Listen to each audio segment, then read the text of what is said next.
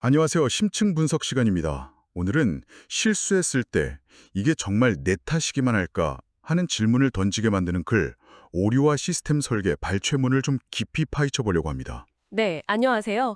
이 글은 말씀하신 것처럼 오류, 그러니까 실수가 발생했을 때 그 원인을 어디서 찾는지 그 관점에 대해 이야기하고 있어요. 맞아요. 보통은 실수를 하면 내가 왜 그랬지? 하고 자책하거나 아니면 다른 사람을 탓하기 쉽잖아요. 그렇죠. 그래서도 딱 그 부분을 지적해요.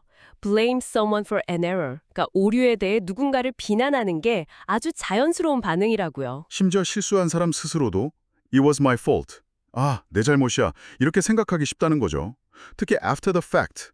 그러니까 일이 벌어지고 나서 보면 너무 명백한 실수 같으니까 더 그런 것 같아요. 네, 맞아요. 아니, 내가 왜 그랬을까? 그러니까 I knew better. 더 잘 알았는데 하면서요. 근데 글쓴이는 여기서 아주 중요한 포인트를 짚습니다. 어떤 점이죠? 이런 식의 자기 비난이나 남 탓은 not a valid analysis. 이게 타당한 분석이 아니라는 거예요. 그리고 더 중요한 건 이런 접근이 오류의 재발을 막는데, 즉 prevent its recurrence 하는데 전혀 도움이 안 된다는 거죠. 그 뒤에 핵심이군요. 단순히 누구 탓이냐를 따지는 게 능사가 아니다. 그럼 개인의 문제가 아니라면 뭘까요? 다른 원인이 있다는 건가요? 네, 바로 그 지점입니다. 글쓴이는 만약 여러 사람이 계속해서 same problem, 같은 문제를 반복해서 겪는다면 이건 개인의 문제가 아니라 another cause, 다른 원인, 그러니까 시스템적인 원인이 있는 거 아니냐, 이렇게 질문을 던지는 거죠. 시스템 설계의 문제다. 흥미로운데요? 좀 더 구체적으로 설명해 주실 수 있나요? 네, 핵심 문장이 딱 나옵니다. If the system lets you make the error, it is badly designed. 이게 무슨 뜻이냐면 시스템 자체가 사용자가 실수하도록 그냥 내버려 둔다면 그건 잘못 설계된 시스템이라는 거예요. 와, 정말 관점의 전환이네요. 사용자의 부주의가 아니라 시스템 설계가 잘못됐다고 보는 거군요. 네, 그렇죠. 여기서 한 걸음 더 나아가요. And if the system induces you to make the error, then it is really badly designed.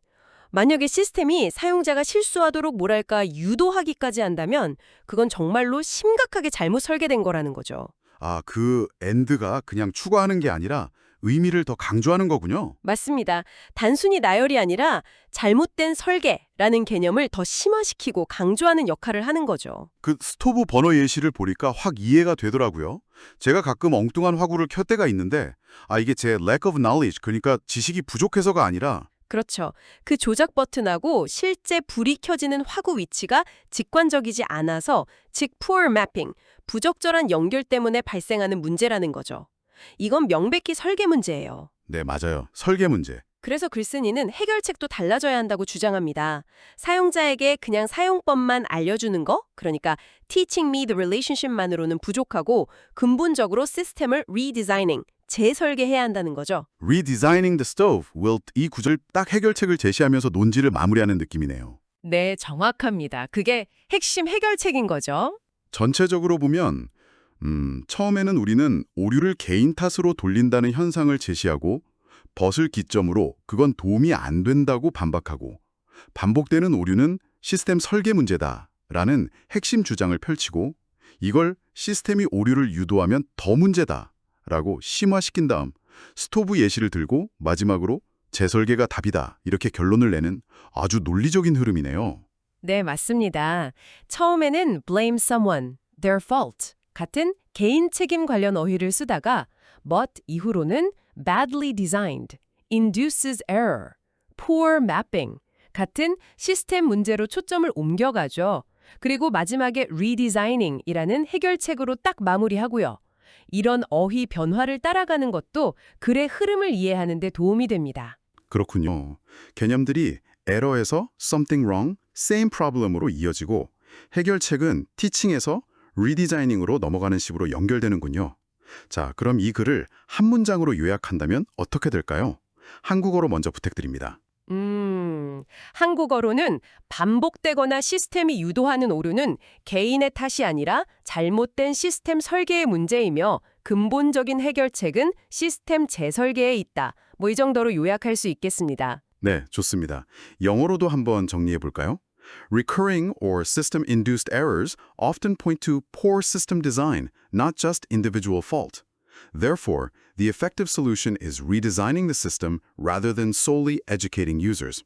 네, 아주 좋습니다. 그래서 글의 요지는 오류의 진짜 원인은 시스템 설계 결함일 수 있으며 효과적인 해결책은 시스템 개선이다가 될 거고요.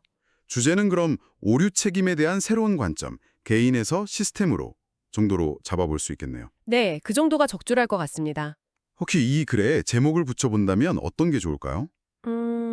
좀 직관적으로 오류, 사람 말고 시스템을 보세요. 라거나 아니면 잘못된 설계가 오류를 부른다. 이런 건 어떨까요? 아, 좋네요. 메시지가 확실히 전달되는 제목입니다. 오늘 우리가 일상에서 겪는 실수나 오류에 대해 아주 새로운 시각을 주는 글을 함께 살펴봤습니다. 그냥 넘길 수 있는 개인의 실수 뒤에 숨어있는 시스템의 문제를 생각해보게 만드는 글이었어요. 네, 맞아요.